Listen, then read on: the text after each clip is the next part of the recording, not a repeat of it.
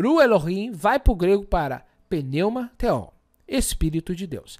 Agora, o que você precisa entender? O que é Elohim? Tá? Espírito do Poderosíssimo. Uma tradução hiperliteral.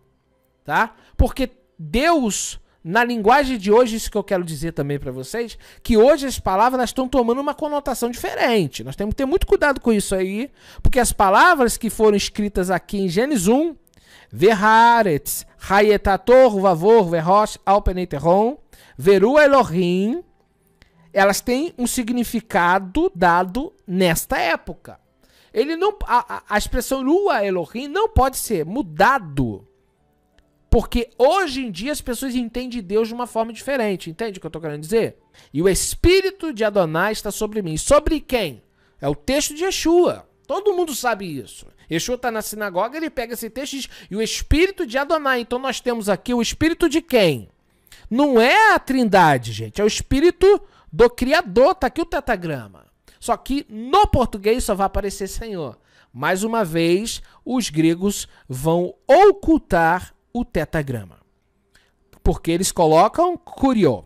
Tá bom? Então aqui é por isso que eu estou falando. Você tem que conhecer. Então, o Espírito de Deus que estava sobre Yeshua não é a terceira pessoa da Trindade. É o Espírito de Yod Hei Vav Hei, conforme diz a profecia.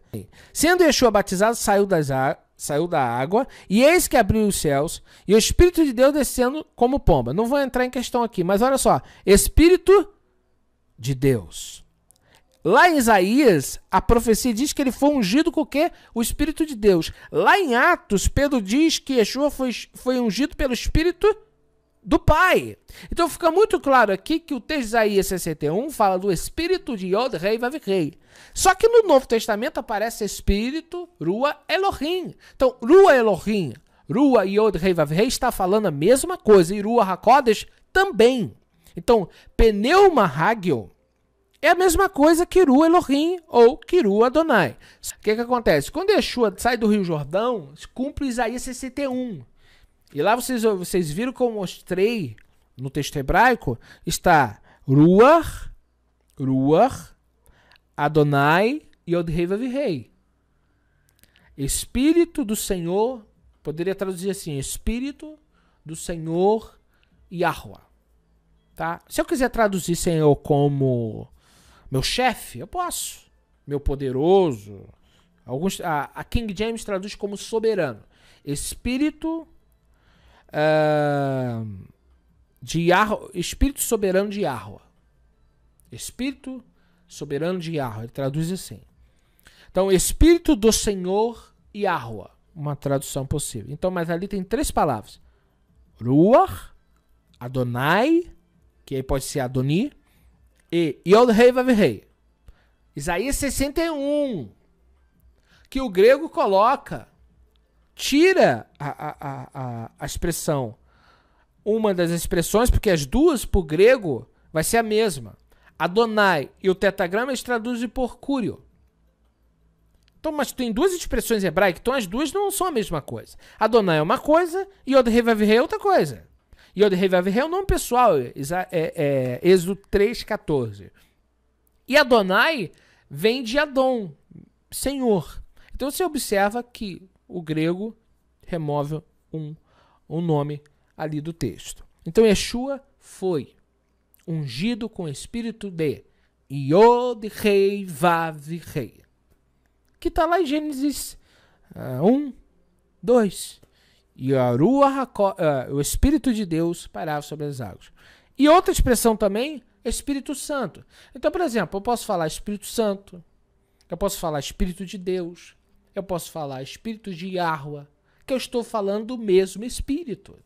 Então, nós não podemos entender como uma terceira pessoa da Trindade, nós temos que entender como uma manifestação também do Eterno. E aí você traduz a expressão Ruach. Ruach é sopro, é hálito. Então não existe terceira pessoa da Trindade, existe Espírito do Pai. Agora o que vocês precisam entender também, que por causa dos eventos do cativeiro babilônico, uma cultura que começou a parar de pronunciar o nome do Eterno, por exemplo, o Eterno é chamado de Pai. Até os dias de hoje você tem a oração do Pai Nosso, por exemplo. Avinu Sheba Shamayim.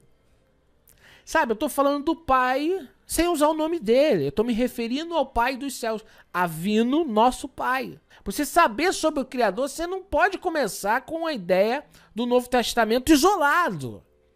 Porque o padre vai pegar o Novo Testamento e só vai ficar ali. Só que Cristo já ensina sobre o Deus de Israel. Israel tem textos falando do Deus de Israel. Então, se eu quero entender sobre o Criador, eu não vou usar a ideia nova do cristianismo. Porque não existe uma ideia nova sobre Deus. O problema todo é que quando eu pego o Novo Testamento sem esse conhecimento bíblico, eu posso criar doutrinas erradas. Eu posso trazer uma linguagem que não existia. Uma compreensão que não havia. E ir contra um princípio que já existia. Então nós temos que ter muito cuidado. Porque a partir do momento que você entra no Novo Testamento, você está falando de um Novo Testamento do ano, vamos dizer, primeiro século, né? E você está num tempo que existe o templo, existe o sacerdote, existe os romanos, é fato. Quando você vai lá para Daniel, é um tempo diferente. Então você tem que entender de acordo com o contexto. Quando você vai um pouco mais para trás, você também. Então você não pode ler a Bíblia de qualquer maneira. Você tem que entender o momento que o texto foi escrito, a ocasião que eles estão vivendo, o que está envolvendo eles. Porque se você lê isoladamente o texto, você pode inventar uma heresia. Então tem que ter muito cuidado, porque a teologia cristã não se baseia na Torá, não se baseia no Taná, se baseia em ideias novas dadas por padres e bispos.